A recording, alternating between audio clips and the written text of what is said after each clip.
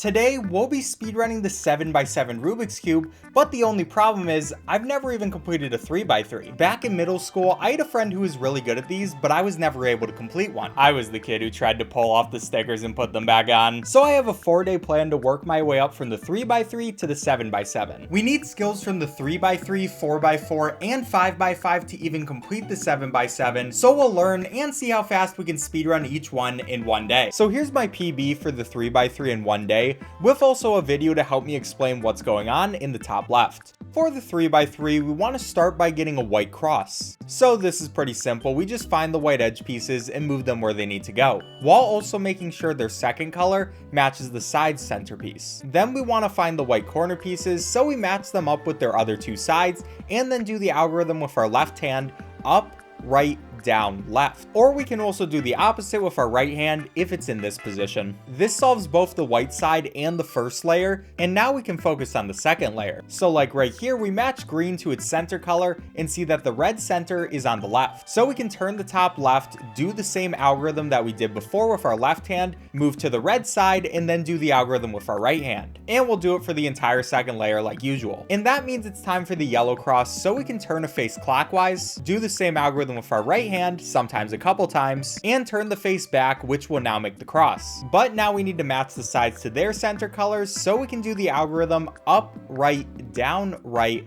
up, left, left, down. And I am running out of time, but then we'll do this algorithm to make sure that all the corners are matching together before finally being able to finish the cube. Which for that, we can go to the unfinished corners, turn it around, and do the same old reliable algorithm until the cube is finished. And after way too many runs, I got insane luck on this one and somehow ended up with a 123. But unfortunately, I had no idea what I was in for the next few days. But you get to see right away, because now it's time for my 4x4 PB.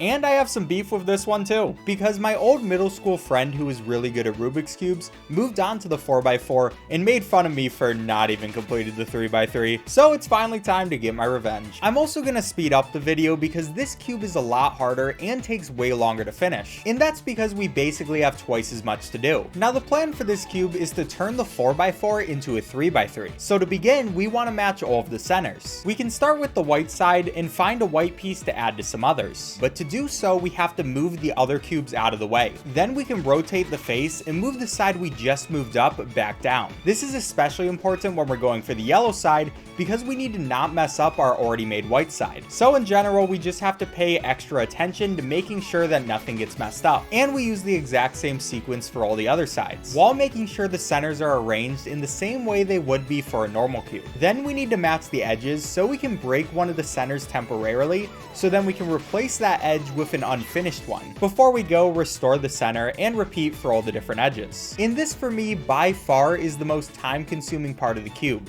just because sometimes it's hard to find some matching edges, and it can get confusing with not breaking ones you already completed. It's just a little weird. The edges can also sometimes be flipped so they don't exactly match how they should, and we have another algorithm to fix that, like usual. But other than that, the cube is pretty much done, because after you match all the edges and get the centers, this cube is pretty much just a 3x3, and all we need to make sure is that we don't mess up the centers. Well, I guess not all, because there is one more thing that can happen with these cubes, which is called parity, and it looks like this. And this happens for all the cubes past the 3x3, but I'm not going to go into the individual algorithms because you can just look those up. And luckily for this run, I didn't get parity, so that actually saved a lot of time. But finally, after all of that, we can finish out the cube, and I ended with a time of 6:14. After way too long, I was able to match what my middle school friend could do when he was 12. Okay, maybe it isn't as cool as I thought it was. But on the next day, it was time to not just match my old friend,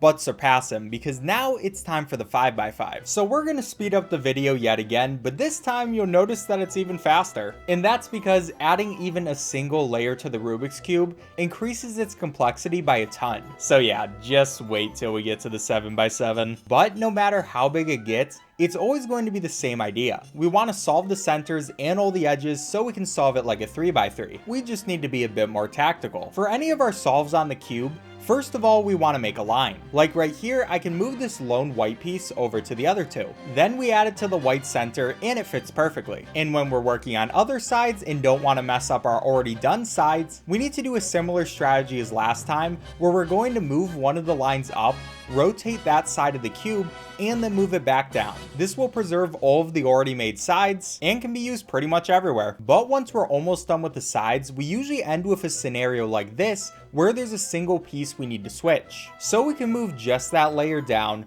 rotate it over, move that new layer down, rotate it back, move it up, rotate it one more time, and then finally we can restore it and see it's now fixed, which means it's time to match the edges again, and that doesn't really change from the 4x4. We just need to match 3 edges instead of 2, and it doesn't really increase the complexity, it just makes it take a bit longer. There's also usually some sort of algorithm we have to do to match the 2 edges up at the end, which for right here I'm looking up at my monitor because it's way too complex for me to remember. But other than that, all we need to do is just finish out the cube just like a 3x3 because we already set up everything perfectly. Now this one is actually a lot more scary than the 4x4 because you can mess up a single thing and it will ruin your entire solve. But as you see with the video, I was able to finish it out and finally end off time with a 13:41. I beat my childhood friend, but I'm still not satisfied. And that means it's finally time to move on to our last cube, the 7x7. And this thing is an absolute marathon. As soon as I start speeding up the video,